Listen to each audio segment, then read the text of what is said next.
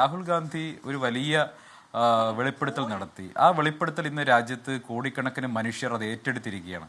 കഴിഞ്ഞ കുറച്ച് ദിവസത്തിനുള്ളിൽ തന്നെ രാഹുൽ ഗാന്ധി നടത്തിയ വെളിപ്പെടുത്തലിന് അനുകൂലമായി രാജ്യത്ത് വലിയൊരു തരംഗം ഉണ്ടായി, പ്രത്യേകിച്ച് ചെറുപ്പക്കാർക്കിടയിൽ. ഈ BJP, പ്രത്യേകിച്ച് കേരളത്തിലെ BJP നേതാക്കളൊക്കെ ഇൻസ്റ്റാഗ്രാമിൽ അത്ര ആക്റ്റീവ് അല്ലാത്തത് കൊണ്ടായിരിക്കാം അവർക്ക് കേരളത്തിലെ യങ് മൈൻഡിന്റെ ഒരു അല്ലെങ്കിൽ രാജ്യത്തെ ചെറുപ്പക്കാരുടെ ഒരു മനസ്സ് അവർക്ക് വായിക്കാൻ കഴിയുന്നില്ല എന്നുള്ളതാണ് പ്രധാനപ്പെട്ട കാര്യം. ഇപ്പം നിങ്ങൾ പരിശോധിച്ചാൽ മനസ്സിലാവും, കേരളത്തിലെ BJP ഇൻസ്റ്റാഗ്രാമിൽ വളരെ ഇനാക്റ്റീവാണ്.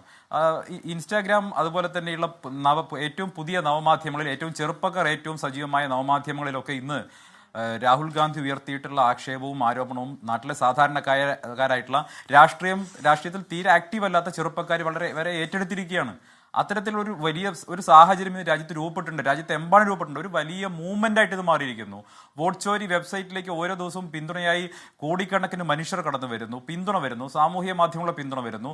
ഈ ഗോദി മീഡിയയുടെ ഒളിച്ചു വെക്കലുകൾക്ക് പോലും കഴിയാത്ത വണ്ണം നരേന്ദ്രമോദിയെ രക്ഷിക്കാൻ കഴിയാത്ത രീതിയിൽ ഈ ഒരു ആരോപണത്തിന്റെ വ്യാപ്തി വളരെയധികം വർദ്ധിച്ചിരിക്കുകയാണ്. അതിന്റെ ഒരു വിറളി പിടിക്കലാണ് ഇന്ന് കേന്ദ്രം മുതൽ കേരളം വരെയുള്ള BJP-ക്കാർക്കിടയിൽ കണ്ടുകൊണ്ടിരിക്കുന്നത്.